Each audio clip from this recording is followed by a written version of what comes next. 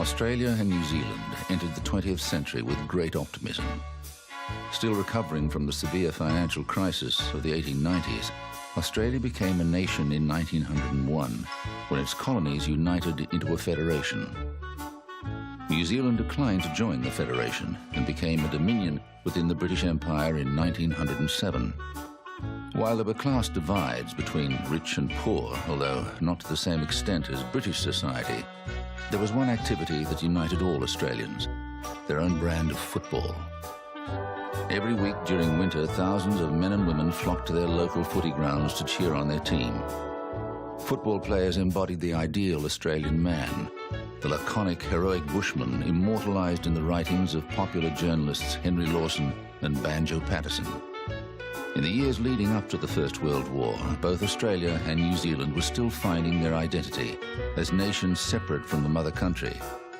But their large expanses of land and small population made them fearful of invasion, and they looked to Britain for guidance on all military matters.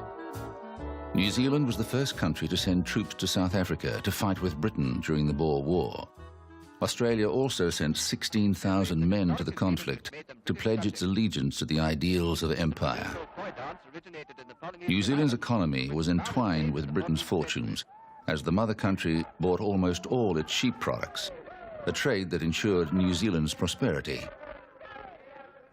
The vast majority of New Zealand's population came from Britain after the Treaty of Waitangi was signed in 1840 that established British authority over the Maori population. Hundreds of thousands more settled in the Australian colonies, to the extent that in 1911, 96% of the population was from British stock, and 400,000 had come directly from the United Kingdom in the previous decade. Even after their establishment as individual nations, Australia and New Zealand remained very much part of the British Empire. There was no question that if war came, they would fight with the mother country. And war came in 1914, when Britain declared war on Germany on August the 4th. Australians and New Zealanders gathered excitedly around newspaper offices to hear the latest news. They sang the national anthem and patriotic songs. There was no real understanding of what this war could mean to them and their families. Thousands of men enthusiastically offered themselves as soldiers, and the best physical specimens were selected and shipped to the Middle East for training. For most of these men, it was their first exposure to other cultures. They arrived in Egypt for military exercises and spent their leave in Cairo and Heliopolis, soaking in the sights with wide-eyed wonder. Newspapers at home were full of accounts of their adventures, but as more and more Australians were set down in Egypt, a lack of leadership fostered bad behavior, and a minority caused trouble in the streets, leading to a riot in Cairo. A perception arose that the Australians were an undisciplined rabble, an impression that it took the Gallipoli landings to dispel. The original 20,000-strong force committed by the Australian government was known as the Australian Imperial Force, or AIF. Joined with the New Zealand soldiers, the joint force was dubbed the Australian and New Zealand Army Corps, ANZAC for short. It also included British officers, divisions of the Indian Army, the Ceylon Planters Rifle Corps, and a battalion of Jewish volunteers. It was members of this force that were deployed to the Dardanelles to stage a land attack on the eastern flank of the war, following a disastrous sea battle. On April the 25th, 1915, the ANZAC infantry were ordered to land on beaches of the Gallipoli Peninsula that were later named ANZAC Cove. A navigational error meant the troops disembarked at a particularly rocky and inaccessible area, which made it easier for the Turkish forces to defend the cliffs. Tragically, the campaign, which was to last 8 long, bloody months, was an unmitigated disaster. But the Australian and New Zealand soldiers who poured from the boats showed a mettle and bravery that won great respect from both the British and their Turkish opposition. Australia lost almost 9,000 men, New Zealand close to 3,000, with twice as many wounded, many of them critically. Suddenly, a generation had encountered the horrors of war on a scale they could never have imagined. But to keep up morale at home and encourage more men to enlist, official propaganda trumpeted the campaign as a triumph of Australian and New Zealand heroism. The Anzacs had embarked on the war as appendages of the empire, But Gallipoli helped grow confidence in Antipodean abilities, as their well-nourished, athletic, well-built men proved to be exceptional soldiers. The values of the bush, mateship, stoicism, and wry humor transferred to the persona of the digger. But these qualities were to be sorely tested by what was to come. ANZACs who escaped death or serious injury at Gallipoli were sent on to Europe to fight on the Western Front, a series of trenches that stretched 700 kilometers from Belgium to Switzerland. This was trench warfare on a gargantuan scale, as well as dysentery, trench foot, and an unrelenting barrage of artillery shells. In 1916, the ANZACs were exposed to one of the coldest winters on record. Then there was the unseen terror of gas warfare. The sickly smell of mustard gas would drift over the lines, killing some soldiers, permanently maiming many more. At the Battle of Fromay, Australians disobeyed an order from British commanders to leave the wounded where they fell, rather than risk more lives rescuing them. They went back for their mates, one officer offering himself to the Germans as a hostage while they searched piles of bodies for the living. For 3 years, ANZACs fought and died on the fields of Flanders and France. The French villages they protected have never forgotten them, and even today hold remembrance services to honor the boys who died on foreign soil. The Great War finally ended on the 11th of November 1918, and Britain and her allies were victorious. But it was at a terrible cost. Of the 400,000 young men who left Australia, 60,000 were never to return. New Zealand lost 18,000 men. Equally appalling were the numbers of wounded, 150,000 Australians and 40,000 New Zealanders. Barely a family came through the war unscathed. Australians were also bitterly divided over the issue of conscription, which had taken on a sectarian edge following the call by Catholic Church leaders to oppose conscription because of Britain's treatment of the Irish. The war's end heralded a new world order, with the victors intent on making the losers pay. In 1919, the Treaty of Versailles unwittingly laid the foundation for another world conflict by humiliating and impoverishing Germany. But in the meantime, Australians and New Zealanders struggled to adjust to post-war life, and a generation of men found it impossible to describe the nightmare they had lived through. With the help of official military historian Charles Bean, the Gallipoli legend came to represent the ANZAC identity.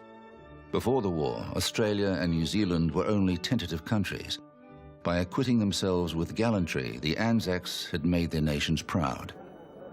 As one journalist wrote of the Gallipoli landing, these raw colonial troops in desperate hours proved worthy to fight side by side with the heroes of Mons, Ypres, and Neuve-Chapelle. Even today, descendants of the ANZACs pay homage to the fallen by visiting a battlefield museum in Turkey that contains 7,000 artifacts from the campaign. The total Gallipoli dead was made up of 250,000 Turks who died defending their homeland, 21,000 Britons, 10,000 French, 8,000 Australians, and 2,000 New Zealanders. The museum pays tribute to these men.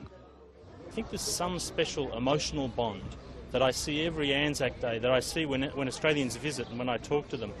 Even very hard people, strong people, get emotional, often shed a tear when they understand the sacrifice of the tragically wars. They understand exactly how it was to be here 92 years ago, and they understand that it was a different sort of war. It was a gentleman's war. Sadly, the lessons of the Great War were not to be learned, and before too long, another generation of men would go to their graves in foreign soil. Some of the most evocative records of the First World War came from the lens of photographer Frank Hurley. Born in Sydney in 1885, Hurley was appointed the second official war photographer in 1917, following his return from an expedition to Antarctica with Ernest Shackleton. With the honorary rank of captain, Hurley traveled to Europe, where he spent 3 months capturing images on the Western Front, including the Third Battle of Ypres. However, his highly stylized imagery and tendency to restage events so they would appear more dramatic won him no favors with official war historian Charles Bean. Bean believed photographs should be purely documentary and allow future generations to see forever the plain, simple truth. He was frustrated that those in charge would not let him take his own photographs. Hurley used composite images and staged shots to give audiences at home a sense of the scale and drama of the war. From Wild Eye, the souvenir king, whose battlefield finds included a German helmet and shells, to Hellfire Corner, a ghostly wasteland of crumbling houses and burned trees, Hurley's photos showed both the banality and destruction of war. To get war pictures of striking interest and sensation is like attempting the impossible, Hurley explained of his battlefield reconstructions. With the cameras of the time large and cumbersome, and the likelihood of being blown apart by a shell if venturing over the trenches very high, Hurley believed his was the only way to document war at the time. His battlefield composites were shown in a London exhibition to honour Australian soldiers, their artistry providing a fitting tribute to the men who fell on the Western Front. There was joy and relief when soldiers came home from the Great War, and optimism for a peaceful future. Australia matured politically, opening a federal parliament house in the newly appointed capital city of Canberra. The Duke of York, later George VI, performed the opening ceremony, reinforcing the close ties between Britain and Australia. But some returned servicemen found it difficult to adjust to ordinary life and were particularly susceptible to unemployment. Many still suffered shell shock and the effects of gas poisoning and other injuries. On October the 29th, 1929, America's stock market collapsed, taking with it the economies of industrialized countries like Australia and New Zealand. In the years that followed, up to a third of the male workforce found themselves jobless, forced to rely on charity to feed their families, or to take to the road with a swag, looking for food and work. With so many families missing a brother, son, husband, or father due to the carnage of the First World War, remembrance services became an important time for reflection. The day of the first Gallipoli landings, April the 25th, was designated ANZAC Day in 1916 to provide an annual focus point. In 1934, almost a third of Melbourne's population gathered to watch the Duke of Gloucester dedicate a shrine of remembrance to the memory of the soldiers killed in the First World War. In the presence of 300,000 people and a contingent of war veterans, 25,000 strong, men who fought at the Dardanelles, Palestine and in France, marched to a place of honor to pay homage to their dead comrades. Australia's losses in all fields of the war totaled 61,000 men. To the glory of God and in grateful memory of the men and women of this state who served in the Great War, and especially of those who fell, I dedicate this shrine.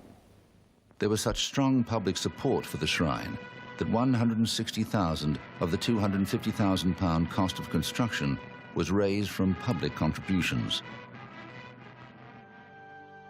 In the wider world, life was starting to look rosier. The Depression eased as the 30s wore on, and Australians made the most of their leisure time. Union agitation had led to a national 8-hour day in the 1920s, and many workers benefited from this legislation. As the economy improved, wages increased and people found they had money to invest in a better lifestyle. Even the working class finally had money to use for wants rather than just necessities. Australia's favourite pastime, sport, flourished in the 1930s. Sports lovers made heroes of horses like Phar Lap and cricketers like Don Bradman. It was a point of national pride that despite a population of fewer than 7 million people, Australia punched well above its weight on the international sporting stage. New Zealanders felt the same way about their compatriots' achievements. Distance runner Jack Lovelock won gold at both the British Empire Games and the Berlin Olympics. Celebrated American writer Damon Runyon dubbed heavyweight boxing champion Tom Heaney the hard rock from down under. Antipodean sporting prowess reinforced the perception that men from the southern continents were particularly well-built and athletic, and that a stronger opponent would not intimidate them. Australia's clement weather and outdoor culture bred a generation of fit, healthy men, even more suited than their fathers to the rigours of warfare. In 1935, the world saw Australia's young manhood on display when an international Scouts jamboree was held in Melbourne. Boys from all over the world gathered to celebrate Lord Baden-Powell's scouting movement. And here they are gathered together with wonderful pageants to show to one another, and all wanting to see each other and realize the magnitude of the brotherhood of Scouts to which they belong. Both Australia and New Zealand maintained their close relationship with Britain in the years following the First World War. It was the first war in which Maori soldiers had fought in the New Zealand Army, and they trained in England with other Australasian troops on their way to the Western Front. The English in particular feted Australians as colonial exotics during the war, and interest grew in the colonies throughout the interwar period.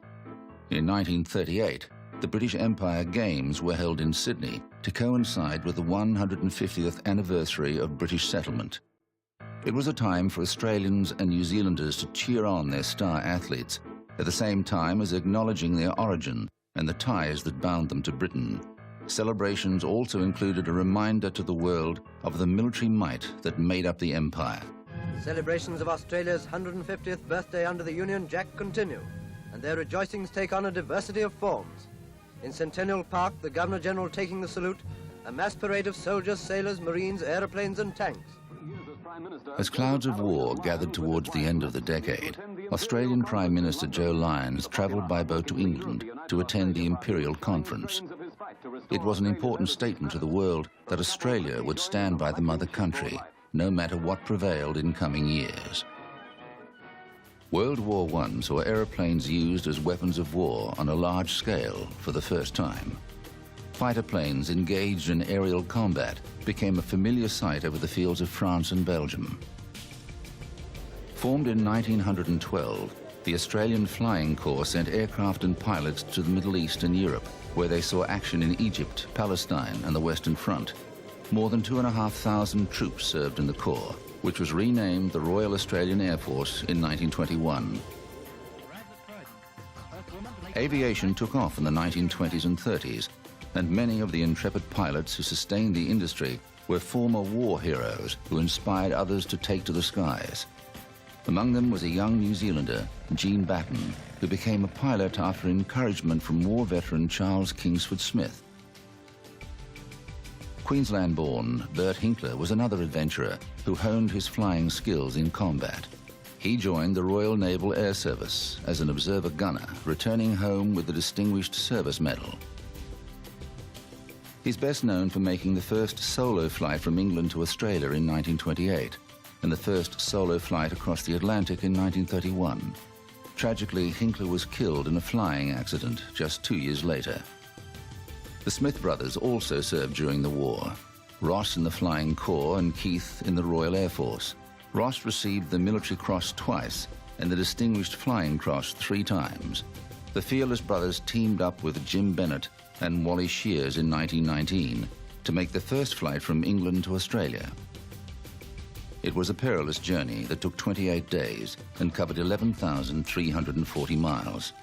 But on their arrival in Australia, the brothers were knighted and received a £10,000 reward, which was split 4 ways. Sadly, Ross was killed soon after when testing the Vickers Viking amphibian the brothers planned to fly around the world. As aerial adventurers pushed the boundaries of the world, Australia and New Zealand's military planners were building up the nation's air fighting capacity. The New Zealand Permanent Air Force became an arm of the New Zealand Defence Force in 1923, although military officials were slow to see the value of aerial defence.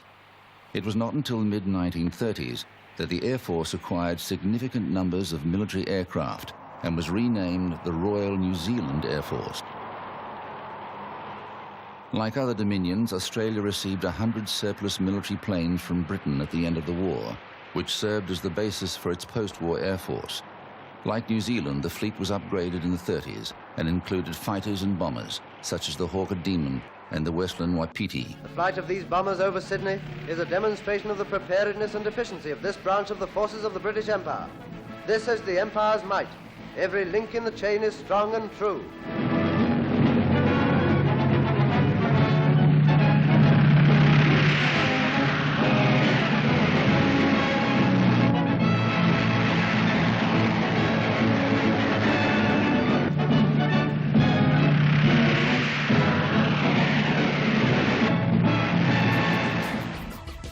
aviator, adventurer and barnstormer, Charles Kingsford Smith had more impact on the Australian imagination than any other pilot.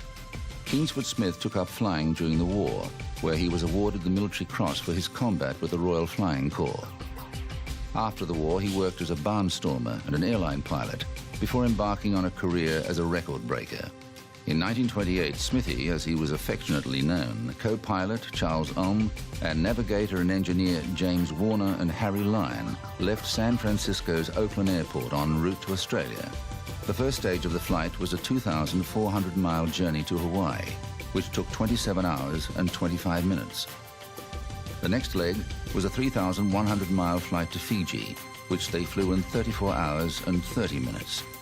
The final stage to Brisbane was 1,900 miles, which took them 20 hours.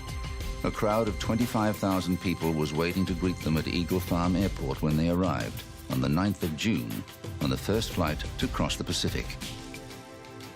In the Southern Cross, Smithy also made the first non-stop flight across the Australian continent and the first flight across the Tasman Sea to New Zealand. He flew around the world in 1929 and made the first west-to-east crossing in 1934. Together with Captain P.G. Taylor, completing a 7,000-mile trip from Australia to Oakland, California. It is the first crossing of the Pacific from west to east, and Sir Charles, in his Lockheed Altair, the Lady Southern Cross, has made it in less than 55 hours. This great flyer and great plane certainly deserve congratulations. But in 1935, on a flight from England to Australia, in the Lockheed Altair, the Lady Southern Cross, the same aircraft in which he'd successfully crossed the Pacific the year before, Smithy and co-pilot Tommy Prethbridge disappeared between India and Singapore. An undercarriage leg and wheel were washed ashore a few months later, all that remained of the aircraft. Smithy was just 38 years of age when he died, but his achievements made him one of the world's great pioneering pilots. At Victoria Barracks, Sydney, Army cadet officers rehearsed for their passing out parade, culmination of... With Germany, Japan and Italy building up their military forces during the 1930s, Australia followed Britain's lead and began to bolster her defences. However, the Depression had forced the federal government to cap military spending, so the country's armed services were vastly undermanned. The army was made up of 3,000 regular troops and 80,000 reservists, who trained with the citizen military forces on a part-time basis. All in all, it was an old-fashioned setup, desperately in need of updating. The Navy was not much better, with only 2 heavy cruisers, 4 light cruisers, 2 sloops, 5 old destroyers and some smaller warships. It was not going to be enough to repel a potential invader or give great assistance to Australia's allies. Training at the Sydney Small Arms School are young diggers of the Australian Army. They want to become sergeant majors. There's no accounting for tastes.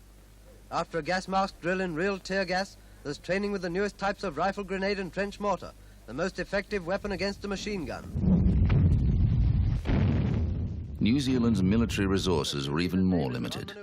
Nevertheless, the 2 countries cooperated on naval exercises designed to display a united front.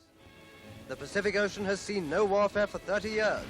New Zealand and Australia mean to keep it so.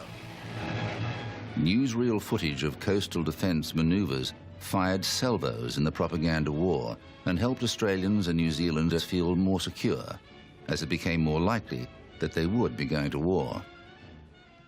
In March 1939, military volunteers paraded through Sydney as part of a mass recruitment drive. Field batteries, tanks, anti-aircraft guns all demonstrate the unity of this our empire.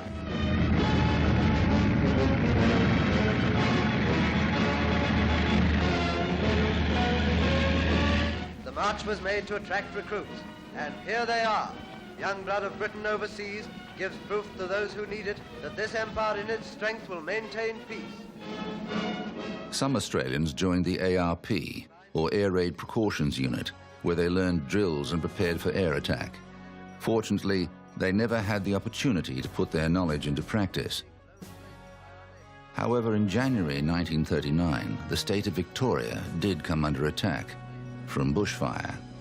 Following some of its hottest days on record and a particularly dry summer, 5 huge fires ignited across the state and burned an area of more than 2 million hectares. 71 people died and thousands of buildings were destroyed. The federal government deployed as many citizen military force reservists as it could to fight the fires, but they weren't brought under control until it rained 2 days later. It was almost an omen for the devastation of war that was shortly to come. On September the 3rd, Great Britain declared war on Germany after Hitler refused to withdraw from Poland. The same day, Prime Minister Robert Menzies told Australians it was his melancholy duty to inform them that because of Britain's declaration, Australia was also at war.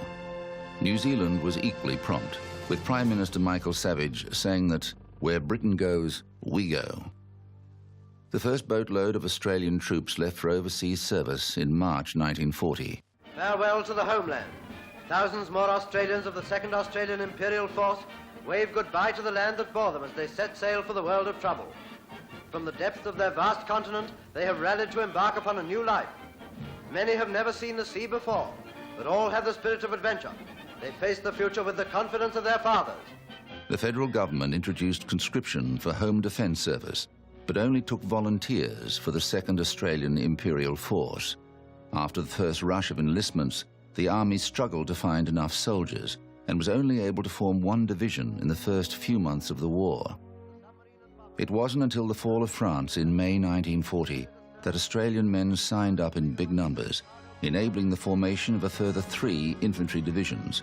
3 were sent to the Middle East and 1 to Europe. Australia's merchant navy also joined the fray. The merchant navy allied fleets included ships from Britain, Holland, Norway, the US, Australia and New Zealand. They played a vital role in ferrying cargo from port to port and evacuating refugees from Pacific Islands under threat from the Japanese.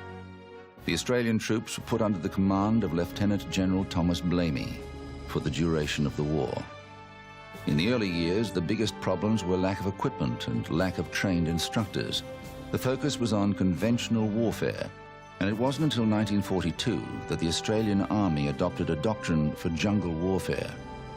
Across the Tasman, New Zealand military forces formed the 2nd New Zealand Division, which was sent to Egypt in 1940. But when they embarked on their voyage, even the soldiers didn't know where they were headed. More of the 2nd New Zealand echelon have left for service overseas. Another lot of happy warriors.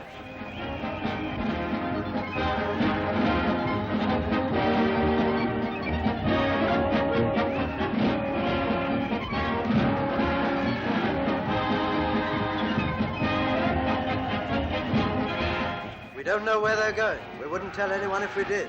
But when we start that offensive that everyone is waiting for, New Zealand will be there. Yes, the army is ready to spring. And here are some New Zealanders in Britain who will spring with the rest. The 2nd echelon was on its way to Egypt when Italy entered the war on the side of the Axis powers, so the ship was diverted to Britain. There, the New Zealand troops trained for several months as part of a counter-attack force raised to defend southeast England against a potential German attack. When it became apparent Germany would not invade, the New Zealand troops were sent to Egypt in March 1941 to join the rest of their countrymen.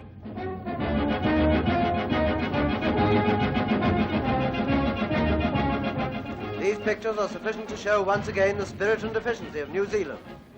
Meanwhile, HMAS Sydney of the Royal Australian Navy was seeing quite a bit of action with the British Mediterranean fleet. She sailed back to Sydney Harbour in 1941 to a rapturous welcome. Under her captain, Captain Collins, she survived over 60 bombing attacks and shellings. And we recall this honourable battle scar. It's been repaired, but the sailor kept a souvenir. This is a bit of the funnel that was hit by one of the shells from the Colliani. Here I have a fragment of the shell. Just missed me. As World War II heated up in the second half of 1940, it was Britain who bore the brunt of an invigorated German attack. For 76 consecutive nights, German bombers dropped their deadly payloads over London, killing tens of thousands of civilians and reducing more than 1 million houses to rubble. Only a strong air defence saved the people of England, and the airmen who fought in the Battle of Britain included a number of Australian and New Zealand pilots. 24 Australians lost their lives during the conflict. New Zealander Keith Park was one of the most famous pilots to take part in the battle. Lord Tedder, Chief of the Royal Air Force, said of the ace fighter, "If any one man won the Battle of Britain, he did. I do not believe it is realized how much that one man, with his leadership, his calm judgment and his skill, did to save not only his country, but the world." Even the Germans called him the Defender of London. Australia's top air ace in the battle was Flight Lieutenant Pat Hughes. Hughes trained with the Royal Australian Air Force before transferring to the RAF under a special short-service commission scheme. He was awarded the Distinguished Flying Cross for his kills, which numbered 14 at the time of his death in September 1940. The bomber he had shot down broke apart and smashed into his Spitfire. Hughes jumped out, but his parachute failed to open and he died on impact. He left behind an English wife he had married only a month earlier. Like so many other Australians in the previous war, Hughes was buried in England, although there was now a memorial dedicated to him and his short life in the snowy mountains town of Cooma. A convoy of huge liners escorted by the warships of Britain, France, Australia and New Zealand. That was a sight for kings as it came to anchor in Lake Tisma by the Suez Canal. For it brought to Egypt thousands upon thousands of Australian and New Zealand soldiers. Most Australian and New Zealand troops were sent to the Middle East. The first branch of the Services to Sea action was the Royal Australian Navy, which sank several Italian ships in the Mediterranean in mid-1940. In the months between December 1940 and February 1941, the Australian Army took part in Operation Compass, its first major military operation in the Western Desert. Australian soldiers distinguished themselves in the various battles, and more than 115,000 Italians were taken prisoner. But it was during the siege of Tobruk that the Australians really made their mark. From April to October 1941, more than 14,000 Australians and 12,000 British and Indian troops successfully defended the Libyan port of Tobruk against German Field Marshal Rommel's Africa Corps. After a German propaganda broadcast sneeringly referred to them as the poor desert rats of Tobruk, the Aussies took the nickname as a badge of honor, even creating an unofficial medal with a rat insignia made from the remains of a German bomber they'd shot down with captured German guns. More than 3,000 Australians were killed or wounded during the siege, and nearly 1,000 were captured. Under orders from the Australian government, they were evacuated by sea in October and redeployed to Syria, where they took part in the battles of El Alamein. New Zealand soldiers were also active at El Alamein, launching a night attack to capture Ruvaisat Ridge, an important part of the defence line. New Zealand's 2nd Division was among the Allied force that pushed Rommel into Tunisia and eventually forced the surrender of the Africa Corps. But the cost was high, with nearly 3,000 New Zealanders killed in action in the Middle East, 7,000 wounded, and 4,000 captured. The desert itself has become a battleground for the Empire's Dominion troops on maneuvers. Thousands of lorries in convoy bring up supplies and ammunition. Lack of equipment was a constant problem for the Allied forces, and Tobruk's success was credited as much to the spirit of the soldiers as their guns and ammunition. Unfortunately, this spirit wasn't enough to save the 6th Division from a military miscalculation that saw them landed in Greece and then Crete to fight an unwinnable campaign. 39% of the Australian forces sent to Greece in April 1941 were killed, wounded, or captured. The campaign was a debacle that was fiercely criticised, especially when it became known that Australian Commander General Blamey had reservations about the plans, but did not inform the Australian government, as he mistakenly believed Prime Minister Menzies supported them. The story of Australia's gallantry in the fighting in the Middle East will take a proud place among the legends of heroism forever. But many, many of the sons of Australia will never again sail into her harbours. Many more have come back to their homes with honourable wounds to heal. The strategic misfire of the Greece campaign made Australians less inclined to wholeheartedly support the British. Even Anglophile Prime Minister Robert Menzies believed the war could not be won without America. On a trip to Britain to confer with his political counterparts, he said he would travel to the United States to urge their cooperation.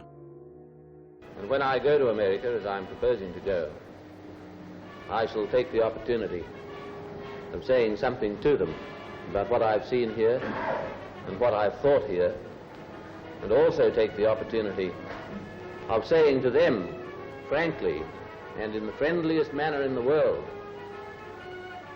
that American help, if it is to shorten this war effectively, must be help on the great scale. However, Menzies never made his trip to America, as he arrived home to discover Parliament had lost confidence in him, and he was replaced with Labour Prime Minister John Curtin in October 1941. Curtin was focused on mustering resources to defend Australia, and when Japan entered the war 2 months later, the threat became even more pronounced.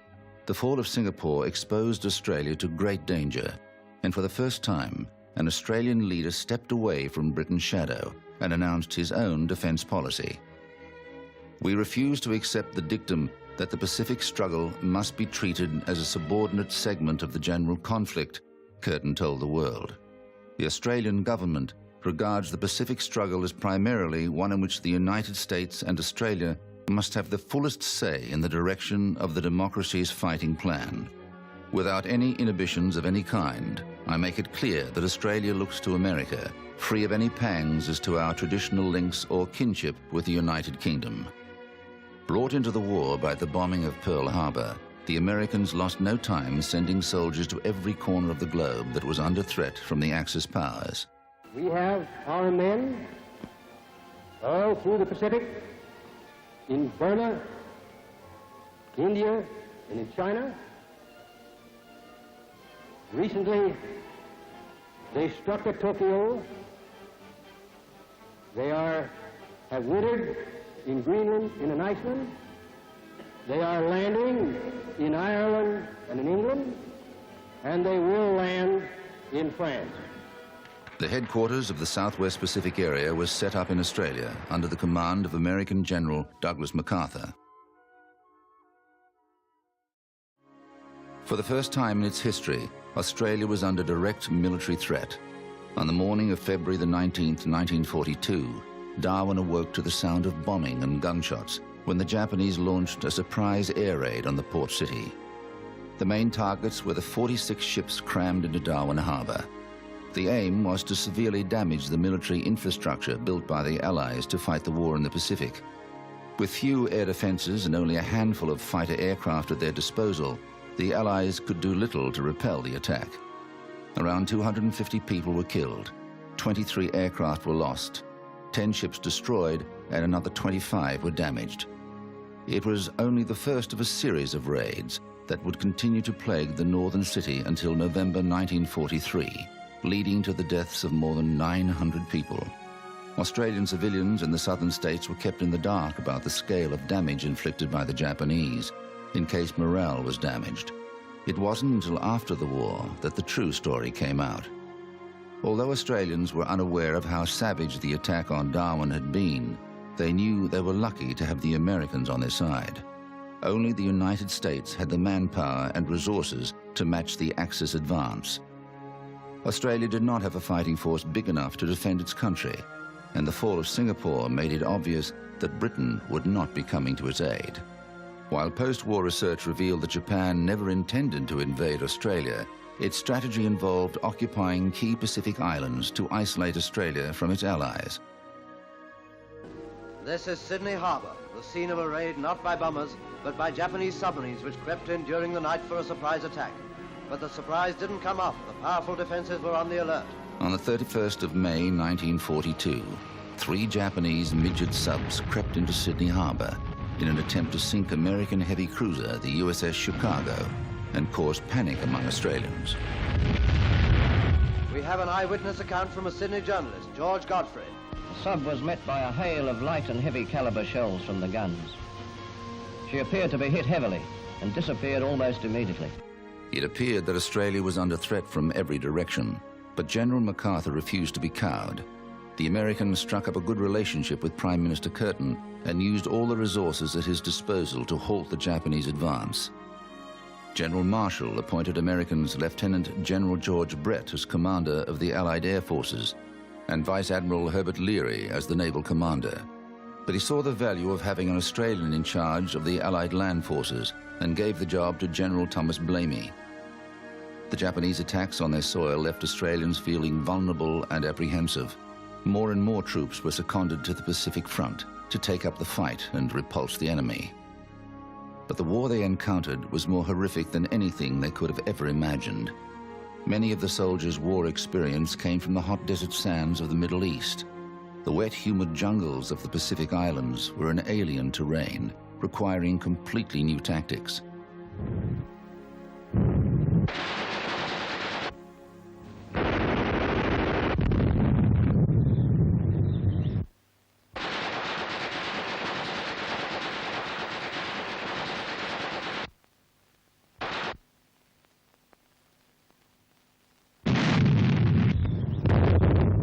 Allied troops dropped in by parachute or stormed ashore on landing craft. One of the most iconic campaigns of the Australian war experience took place on Papua New Guinea's Kokoda Track between July and November 1942. The ill-equipped Australian force, made up mostly of reservists, battled heat, mosquitoes and rugged terrain as much as their Japanese opponents. More than 4,000 soldiers fell sick during the campaign, with only 625 men killed in action and 1,600 wounded. It was a vicious and intense fight that continued for months. Even though it was becoming obvious that Japan was weakening, its soldiers were determined to fight to the death, prolonging the bloody warfare. Eventually, the Japanese withdrew, and Kokoda developed almost mythical status in Australian memory. For many, the men of Kokoda personified the ANZAC legend. They refused to let dire conditions overwhelm them, and pressed on to the end with good humor, courage, and inner strength.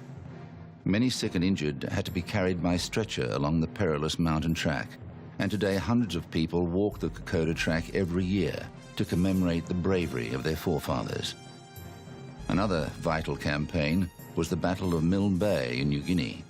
On the 25th of August 1942, 2,800 Japanese Marines attacked an Australian base, expecting to be victorious because of earlier successes. But instead of the hundreds of troops they expected to be stationed there, the Japanese were confronted with 9,000 American and Australian infantrymen and 2 RAAF squadrons.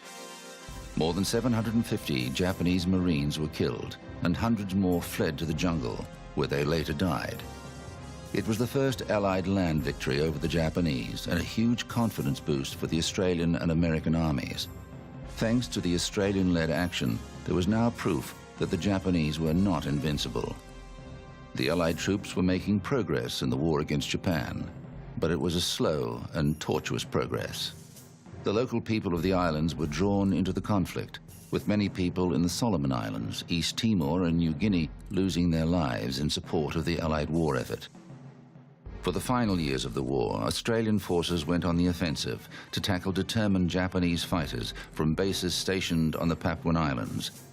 The Pacific War dragged on until the atomic bombs dropped on Hiroshima and Nagasaki led to Japan's surrender on September 2nd, 1945.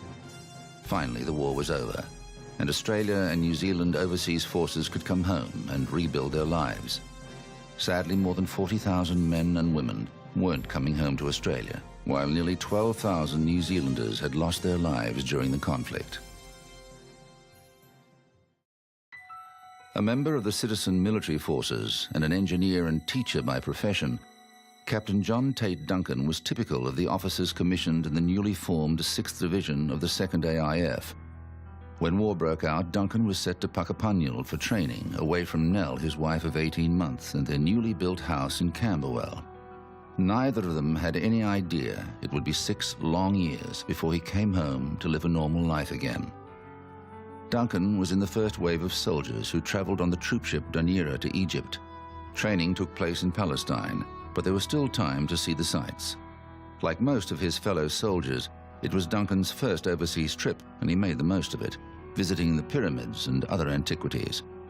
Duncan captured glimpses of army life on his box Brownie camera to send home to Nell, although the sensors snipped out the occasional landmark. Unfortunately, the camera was lost when his Batman forgot to move his tent out of the area where Italian prisoners of war were being interned. That was the end of his war photos. But Duncan served out the war, spending the final years in New Guinea and reaching the rank of lieutenant colonel. He returned home in 1945. and to the end of his life, his closest friends were his army buddies. On the 10th of June 1946, a Victory Day march in Melbourne saw hundreds of people flooding the streets to celebrate the end of the war and the beginning of a new era. Wartime Commander General Thomas Blamey headed the procession, which paid tribute to the fighting men and women of Australia, some of whom were still on their way home. Another capital, Brisbane, put on a full-scale victory march at which the Duke of Gloucester took the salute. Australians at home had endured rationing, censorship, civilian defence drills and separation from loved ones. The war's end was a signal that life was about to begin again. As in London, the women's services got a special cheer, together with the carloads of wounded veterans of many campaigns. Allied forces were there too. Free French from New Caledonia, Greek troops in their picturesque national dress, and a detachment of Dutch Marines. The war opened Australia to the world more than ever before, with hundreds of Australian women moving to the United States with American forces' husbands they'd met during the war. Australian soldiers came home with British, French and Japanese brides. Even some Italian prisoners of war interned in Australia married locals and remained in the country. Australia and New Zealand opened their doors to many of Europe's displaced persons, resulting in a flood of migration. Birth rates soared as people settled back into family life. There was a feeling that the future was rosy, and Australia and New Zealand governments embarked on big infrastructure projects to house new arrivals and modernize their countries. Both nations had endured many troubles during the war years, but the war had also given them a sense of confidence and identity.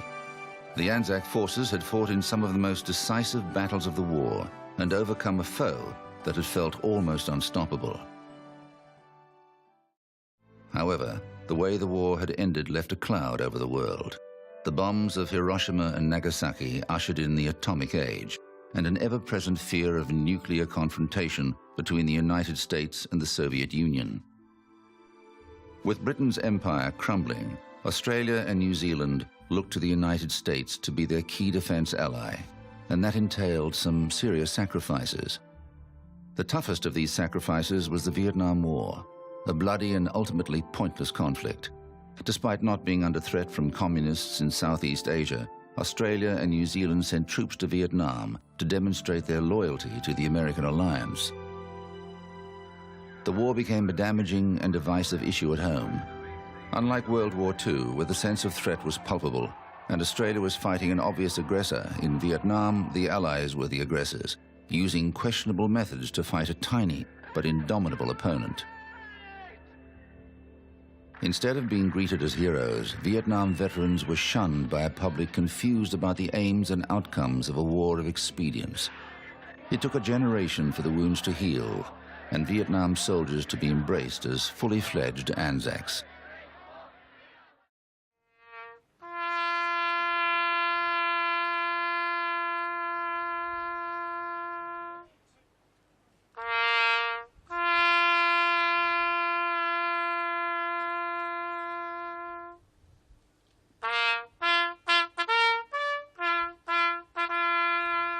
Today, the ANZAC legend lives on, with new generations just as keen to keep the memory alive.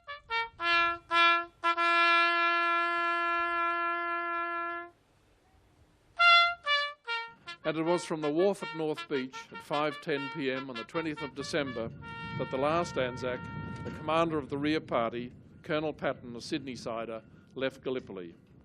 In mid-November 1915, it was decided to evacuate the peninsula, and over many nights, thousands of soldiers came down to North Beach to board the boats to take them away from ANZAC forever. The commemorations continue. Let us remember that we're here to commemorate those who, out of a sense of service and duty, have staked their own frail mortality for the benefit of others. We recognise the nobility of their sacrifice and commit ourselves to preserve their legacy.